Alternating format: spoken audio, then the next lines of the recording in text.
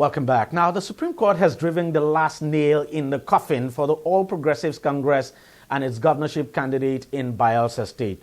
After he was sacked by the Apex Court on grounds that his deputy submitted forged certificates to INEC, David Lyon and his party APC had actually approached the Supreme Court for a review of its own judgment, something that actually hasn't happened before, at least not in terms of politics. But contrary to their expectations, the application was dismissed for lacking in merit. The justices of the Apex Court also went ahead to award the cost of 10 million naira against the applicants to be personally paid by their lawyers. In addition, the court ordered the lawyers of APC and Lyon to each pay Governor Duoye Diri, his deputy Lawrence Erujakpo, and the PDP the sum of, that's the same 10 million naira, I should say. Surely the APC and the lawyers actually didn't see this coming. It's very doubtful they saw it coming. Let's discuss this situation further. I'm now being joined on the program by Ivan Zufeli, who is, of course, a lawyer and, of course, a political analyst. Ivan, thank you very much for coming on the program. Thank you. What do you think, what statement would you say the Supreme Court was trying to make when it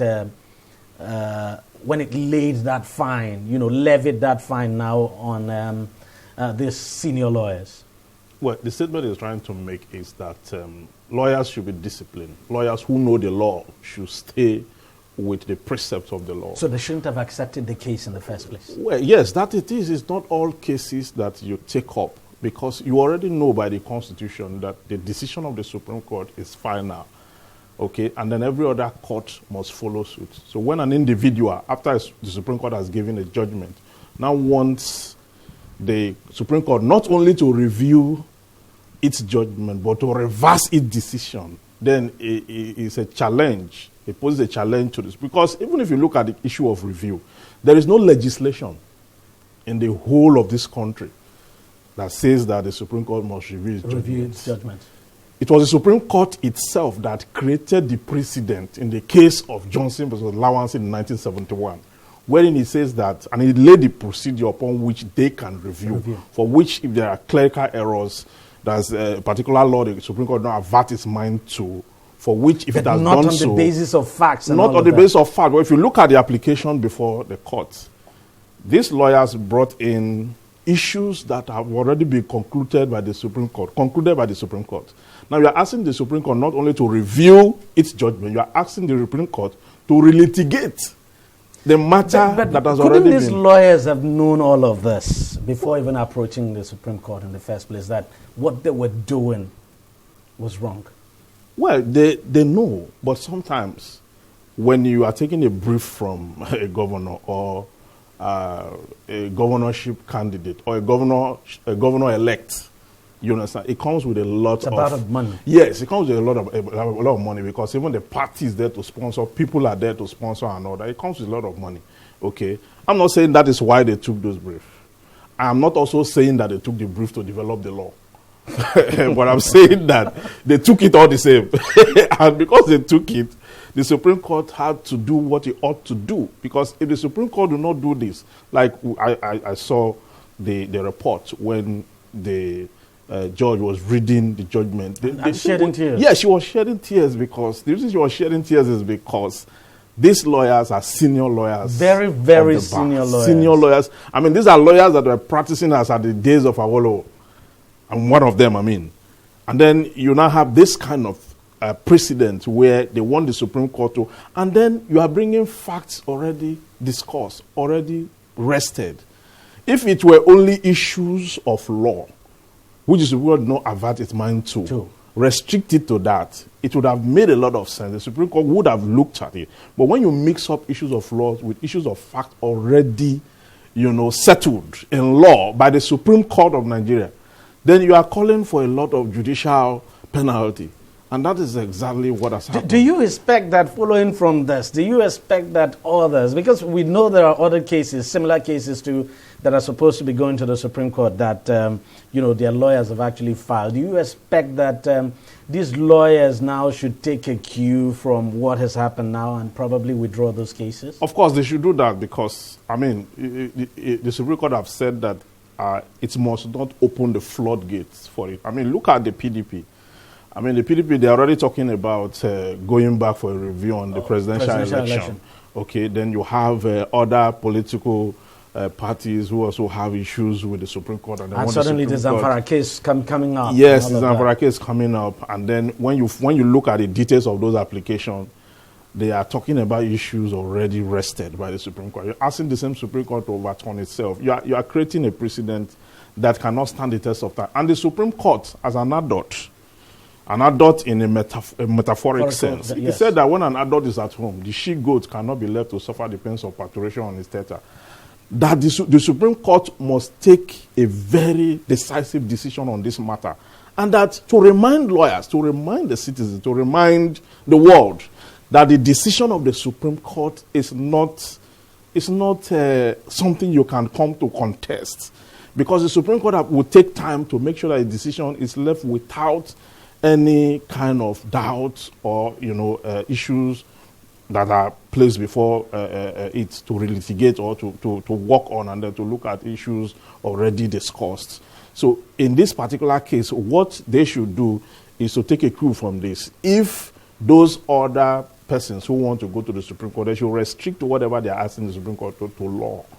To law, the Supreme Court will not advert its mind to, not to facts and other issues already rested by the Supreme Court. But look, we know our politicians are desperate, and there's no doubt about that, and they would always look for every loophole. But in this case, would you blame the politicians or you blame the lawyers? Because, look, yes, I might be a desperate politician, but you as a lawyer, if I came to you with a case that you know would not fly, why not tell me to my face that this is not going to fly?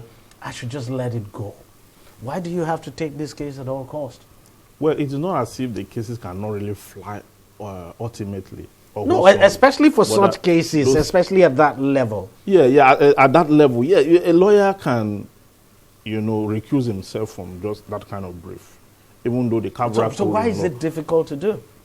Well, it's individual. The money is usually very huge and too tempting. The money is there. The principle of the person who is involved, his principles and how he sees life also matters. Then the politicians put in pressure.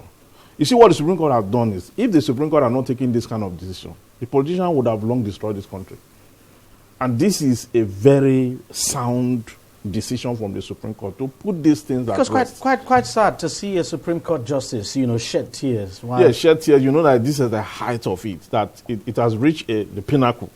Okay, the unethical conduct of some lawyers have reached the pinnacle. Because there has to be an end to litigation. There has to be an end to litigation. Whether or not you... that is a fact of law itself. The plethora of cases of such nature.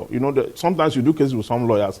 They come with an application in the morning. They come with another application in the evening. Come with another application to make sure that litigation does not come to an end.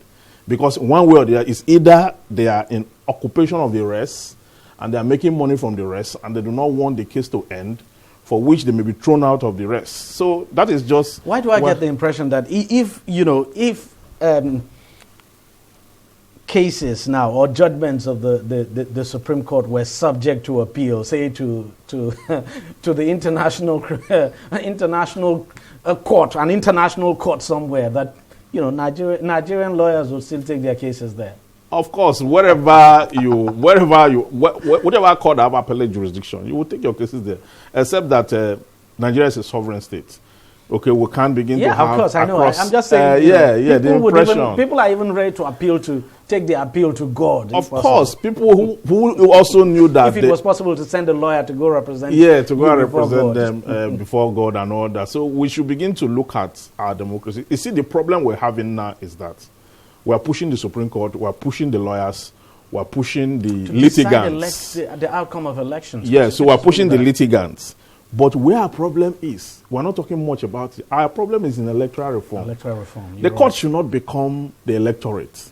You're right. Because now we've not put our house in order. If we don't have a sanitized electoral system with functionable electoral act, because the electoral act we have now is very weak and porous. Okay? If we cannot put that together, we are still going to be having this kind of heat at the upper level where lawyers will be fined for rascality. the court will be blamed. The Supreme Court will be blamed for not being active, as if the Supreme Court is the electors. So if we have a good system because if you look at President Goodluck Jonathan, he left us with an electoral system that is at least, if this government had built on it, in the terms of the amendment, the innovations in the new law, there would have been a way ahead of this. Then we'll have less cases to deal with at the election petition. And then we'll have less crisis in our election and electioneer. It will also even impact on the kind of leaders we will elect eventually. So, but we don't have that fixed. So we are relying on the court. We are relying on the court to do the right thing. We are relying on lawyers to do the right thing. We are relying on the litigants to do the right thing. It's not yes, and we've not done the right thing at the level of legislation. So, I mean, it's a problem for Evans, thank you very much for coming on the program and for sharing your thoughts with us. Well, we'll wait and see what happens in the case of Imo State, where the PDP this time has asked the Supreme Court to review its verdict on the governorship of that state. Well, that's it on the program, but you could watch it again on our website, www.TV360Nigeria.com, and on our various social media platforms. I'm DEJI Bademasi. Thank you very much for watching. See you again next time.